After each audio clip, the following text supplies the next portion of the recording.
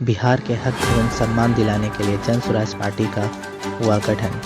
जन स्वराज युवा संघर्ष यात्रा का लोगों ने विभिन्न जगहों पर किया भव्य स्वागत। औरंगाबाद जिले के रफीगंज प्रखंड क्षेत्र में जन स्वराज युवा संघर्ष यात्रा का रैली प्रखंड क्षेत्र में आने पर कार्यकर्ताओं ने विभिन्न जगहों पर स्वागत किया। इस दौरान कासमा, अर्थुआ, रफीगंज, हटवा सहित विभिन्न जगहों पर आम सभा की गई। सरावक गांव में सभा की अध्यक्षता पंचायत समिति बसंती देवी एवं सियाराम सिंह ने किया। सभा को संबोधित करते हुए पूर्व IPS जन स्वराज पार्टी युवा प्रदेश अध्यक्ष आनंद मिश्रा ने कहा कि जन स्वराज पार्टी 5 मुद्दे प्रमुख वादे को लेकर चल रही है। इस यात्रा का शुभारंभ 19 जनवरी से पटना से किया गया है। 7000 किलोमीटर का लक्ष्य है। 700 किलोमीटर पार करते हुए रफीगंज विधानसभा क्षेत्र में पहुंचे हैं। उन्होंने कहा कि बिहार का हक एवं सम्मान दिलाने के लिए जन स्वराज पार्टी का गठन किया गया है। सभी विधानसभा क्षेत्र में स्थानीय मुद्दों को लेकर बात की जा रही है। इस क्षेत्र में उत्तर कोयल नहर का पानी लाना अति आवश्यक है, जो किसानों का मजबूती अहम मुद्दा है। प्रखंड परिसर में चल रहे किसानों का धरना प्रदर्शन को मैं समर्थन करता हूं एवं रफीगंज को अनुमंडल बनाने के लिए मेरा प्राथमिक मुद्दा बन गया है। बिहार में शासन व्यवस्था बिल्कुल भंग हो गई है। सासाराम में सांसद पर हमला एवं बिहार के हर जिले में प्रतिदिन हो रही आपराधिक घटना शर्मनाक हो गई है। उन्होंने कहा कि छात्रों के मुद्दों को दबाया जा रहा है। राष्ट्रीय अध्यक्ष प्रशांत किशोर ने इसके आमरण अनशन भी किया ताकि छात्रों को न्याय मिल सके और उनके भविष्य उज्जवल हो सके। जन स्वराज पार्टी का एक बड़ा विकल्प है। सही लोगों का तलाश है। हर गांव एवं कस्बों को हम लोग जगाने के लिए चले हैं। शगुफ्ता यास्मीन ने कहा कि जन स्वराज पार्टी ही बिहार के विकास के लिए बड़ी विकल्प है। काफ़ी संख्या में लोग उत्साहित होकर जुड़ रहे हैं। डाक बंगला रोड में जन स्वराज पार्टी कार्यालय का उद्घाटन किया गया, जिसकी अध्यक्षता महिला राज्य कार्यकारिणी सदस्य शगुफ्ता यास्मीन ने किया। इस मौके पर जन स्वराज पार्टी सदस्य अरमान खान, तजम्मुल खान, शौकत अली, शकील खान, मास्टर आरिफ, मोहम्मद जावेद, मोहम्मद नौसर, हसन खान, सतीश कुमार, मनीष उपाध्याय, राहुल कुमार के साथ अन्य लोग शामिल हैं। 19 जनवरी से ये पटना के LCT घाट से प्रशांत किशोर जी ने इसको फ्लैग ऑफ किया। ये प्रस्तावित 20,000 किलोमीटर की पूरे बिहार की यात्रा है, जिसमें कि हर एक जिले, हर एक प्रखंड, हर एक विधानसभा जाने की बात है। और इसका उद्देश्य है कि हमारे जो 1 करोड़ लोग जिन्होंने मिल के पार्टी ज्वाइन किया था, उनको एक्टिवेट करना है, उनको आने वाले संघर्ष के दिनों के लिए तैयार करना है। हमारे जो जमीनी जो नेता है, हमारा जो नेतृत्व है जिलों में, प्रखंडों में, उनको एक्टिवेट करना है, संगठन का विस्तार करना है। और ये जो 5 मुद्दे लेके जन स्वराज चला है कि जन स्वराज आएगा तो ये 5 चीज हो जाएगा, तो उन मुद्दों पे लोगों के साथ बात करना है।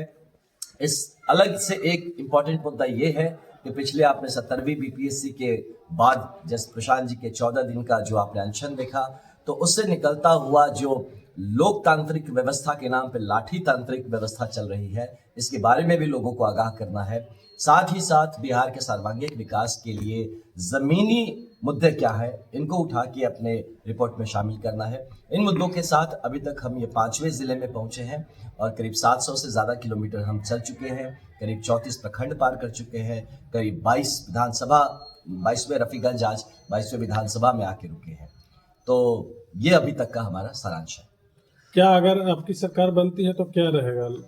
जी देखिए, अभी रफीगंज में है तो मैं रफीगंज स्पेसिफिक कुछ बातें बताना चाहूँगा आपको कि अगर सरकार बनती है तो यहाँ पे जो सबसे पहला और बड़ा मुद्दा जो मुझे पता चला वो है जो उत्तर कोयल नदी से रिलेटेड जो सिंचाई का इशू है। यहाँ पे जो कुटकुट डैम का रुके हुए 1972 से स्टार्ट हुआ, माननीय प्रधानमंत्री जी ने प्रॉमिस किया, उन्होंने इनॉग्रेट किया। उसके बाद पिछले सांसद महोदय, अभी के सांसद महोदय ने भी उनके पार्ट ऑफ प्रोजेक्ट्स को इनॉग्रेट किया। और इसके बाद भी अगर इस तरह का ये प्रोजेक्ट रुकता है, जो कहीं ना कहीं ये सिंचाई और सिर्फ पानी की बात नहीं है, मुझे लगता है यहाँ की पूरी आर्थिक व्यवस्था को अफेक्ट करता है ये प्रोजेक्ट। तो ये इसलिए हमारा अगर सरकार आता है तो ये इशू यहाँ से मेजर तौर पे हम लोग उठाएंगे। और इसको मुझे पता है कि झारखंड इसमें इन्वॉल्व है, दूसरा राज्य इन्वॉल्व है, तो इस मेजर इस इशू को उठाएंगे और इसमें जिसका भी हस्तक्षेप या तो होना है या तो नहीं होना है, बीच में लटका के नहीं रखना। अगर नहीं होना है तो ऑल्टरनेटिव क्या हो सकता है जो यहाँ की असुविधा को दूर करे। दूसरा, यहाँ अनुमंडल का डिमांड है रफीगंज में, तो ये एक इशू होगा कि हमारे रफीगंज के जो नेतृत्व होंगे इस बात को उठाएंगे। यहाँ पे एक बस स्टैंड को भी लेके बड़ा इशू है हाँ, तो उस पे भी हमारा, उसके चलते यहाँ पार्किंग का इशू है। तो इस तरह के बहुत सारे इश्यूज हैं जो हमारे संज्ञान में भी लाया गया, और हमारे लोकल नेतृत्व यहाँ काफी मजबूत है। तो पूरा उम्मीद है कि अगर जनसुराज की सरकार आती है तो लोकल मुद्दों पे इमीडिएट काम किया जाएगा। उधर कोल नहर को लेकर किसान मजदूर मोर्चा के द्वारा धरना प्रदर्शन भी दिया जा रहा है, क्या आपका समर्थन जी रहेगा? बिल्कुल, हम लोग का समर्थन उसके लिए है। किसी भी ऐसा प्रोजेक्ट के जो कि जमीन से जुड़ा हुआ है, जो लोगों के लिए है, किसान की मजबूती, हमारे इन 5 जो मुद्दे हैं उनमें से किसान की मजबूती जो किसानों के किसान मजदूर जो ये चला रहे हैं, ये प्रॉब्लम जो इशू को चला रहे हैं, इसको लेके हमारे जनसुराज के नेता ऑलरेडी इसके साथ जुड़े हुए, और हम पूरी तरह से इस डिमांड का समर्थन करें। बढ़ रहे अपराध को लेकर क्या कहिएगा? जी बिल्कुल, ये बढ़ रहे अपराध ही नहीं, अब तो हालत ऐसे हो गई है कि देखिए, आप सासाराम के एमपी साहब वाला कहानी आपने देखा होगा, आप मोकामा के जो एमएलए जी का उनका कहानी देखा होगा। ये दिखाता है जी बिल्कुल बिल्कुल, ऐसे रोज घटनाएं हो रही हैं। मतलब मैं तो किसी एक जिले के किसी एक कप्तान से बात कर रहा था, तो उसने मुझे एक टाइम में बताया था कि सर 5-7 मर्डर हो जाए तो कोई बात नहीं, जब उससे ज्यादा होता है तो हम लोग थोड़ा सा सोचना पड़ता है क्या हो रहा है, ये तो नॉर्मल। तो जब आप कप्तान भी इस बात को एक्सेप्ट करने लगे हैं, जब आपकी मतलब आपका जो प्रशासन है, जो आपका लोक शासन व्यवस्था है, वो भंग है, इसीलिए किसी आप सुन सकते हैं सांसद को दौड़ा के पब्लिक मार रही है। क्यों मार रही है? कि सांसद महोदय को खुद जाना पड़ा किसी मुद्दे को सॉल्व करने के लिए। एक पूर्व एमएलए को के साथ गोली का कांड हो गया, वहां बंदूक के गोली चले, क्यों? क्यों वहां पे पुलिस नहीं है, थाना नहीं है, उनका काम वो नहीं करेंगे, कौन करेगा? तो ये दिखता है कि आपका प्रशासन व्यवस्था पूरी तरह से ठप हो चुका है, शासन व्यवस्था का सुपरविजन खत्म हो चुका है, और आने वाले टाइम में बिहार गर्त में जा रहा है। एक जंगल राज की बात हमने सुनी थी, ये कहीं और भी ज्यादा तौर पे मतलब और भी खराबी के रास्ते में जा रहा है। लोकतंत्र से लाठी तंत्र बदल ही चुका है, इसीलिए कानून व्यवस्था जो है इसको इमीडिएट इसको टाइट करने की जरूरत है, और इसको एक सुपरविजन के अहदे में ले आने की जरूरत है। सर, विधानसभा सीट, कितनी विधानसभा सीटों पर जनसुराज लड़ेगी? जनसुराज पार्टी ने हमेशा बार बार कहा है कि बिहार में 243 विधानसभा सीट है, और पूरे 243 विधानसभा पे जनसुराज। अगर जनसुराज से आप सर उम्मीदवार होते तो किस विधानसभा से आप सर उम्मीदवार हैं? मैं नहीं, मेरा देखिए, मैं बक्सर का रहने वाला हूं, और मैं पर्सनल लेवल पे अभी कोई उम्मीदवारी नहीं ठोक रहा हूं कहीं पे भी। तो मैं चाह रहा हूं कि जनसुराज पार्टी एक बहुत बड़ा प्रकल्प है, ये एक अभियान है पूरे बिहार के लिए। और अब मैं नौकरी छोड़ के, आईपीएस की नौकरी छोड़ के आया हूं, तो सिर्फ एक अपने लिए सीट तलाशने नहीं आया हूं, बिहार के लिए काम करने आया हूं, और एक ये संगठन कैसे मजबूत हो और 243 सीट पे मेरी कुछ एक सकारात्मक भूमिका हो सके, तो इस पे मेरा प्रयत्न है। मैं पर्सनली बहुत इंक्लाइन नहीं हूँ विधानसभा चुनाव लड़ने का। सर, और पार्टी के अपेक्षा सर आपका पार्टी क्या नया करेगा? देखिए, हमारा पार्टी जो है ये शुरुआत सब न्याय कर रहा है। जो हमारा टैगलाइन है आप सुनिए कि सही लोग, सही सोच, सामूहिक प्रयास। ये एक लोकतांत्रिक व्यवस्था का प्रथम चरण है। मुझे लगता है कि यहाँ राजनीति में आप जब भी यंगस्टर्स के पास जाते हैं, युवाओं के पास जाते हैं, लोग कहते हैं कि हमें पॉलिटिक्स में इंटरेस्ट नहीं, पॉलिटिक्स गंदा है।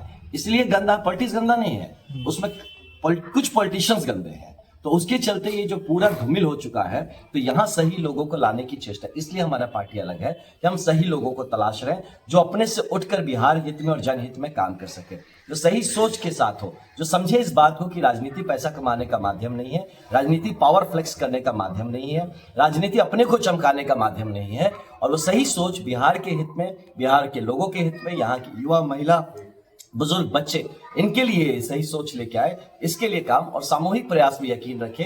अकेला हीरो बनने वाली बात जो हो जाती है कि हम अकेले लीडरशिप में निकल गए या हम अकेले कर लेंगे, तो इस चीजों को से थोड़ा सा टूट के परिवारवाद भी उसका एक पार्ट है कि जिस समझ में आ। देखिए, एक चीज देखिए, अभी दुर्भाग्यवश या जो भी कह लीजिए कि अभी एनडीए मजबूत है बिहार में, और जो आप इंडिया अलायंस की बात कर रहे हैं, जो महागठबंधन, वो विपक्ष में बैठे हैं।